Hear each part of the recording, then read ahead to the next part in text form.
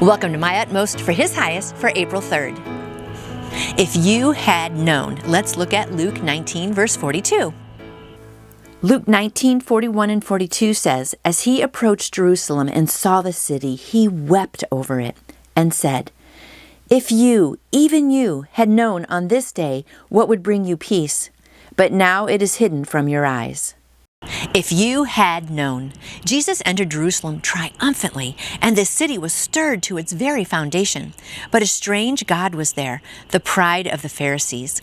It was a God that seemed religious and upright, but Jesus compared it to the whitewashed tombs, which indeed appeared beautiful outwardly, but inside were full of dead men's bones and all uncleanliness. Matthew 23:27. What is it that blinds you to the peace of God in this your day? Do you have a strange God?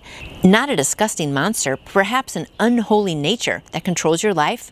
More than once, God has brought me face to face with a strange God in my life, and I knew that I should have given it up, but I didn't do it. I got through the crisis by the skin of my teeth, only to find myself still under the control of that strange God.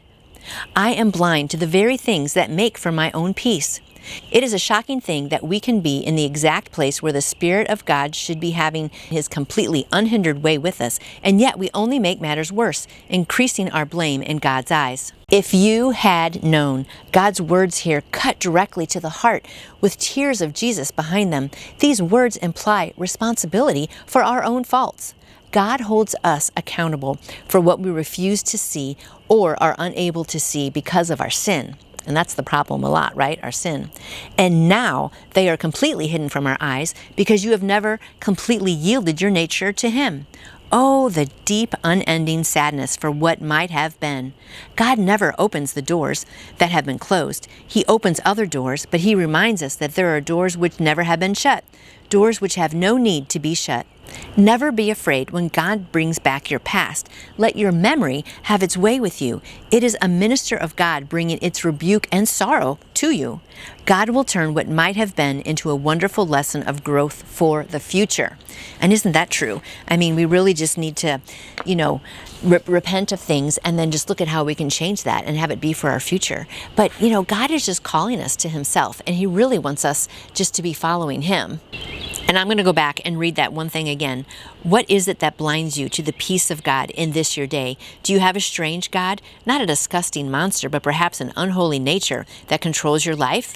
And that's the thing. So often we think, I'm not drinking and I'm not smoking and I'm not doing a lot of other bad, big things, but it's the small things that are controlling our life. And the sin that's in our heart just controls us and it takes us away from God. It just ruins our life, really, little by little. And so I hope today that you can just look at the things in your life. If there's something you need to repent of that.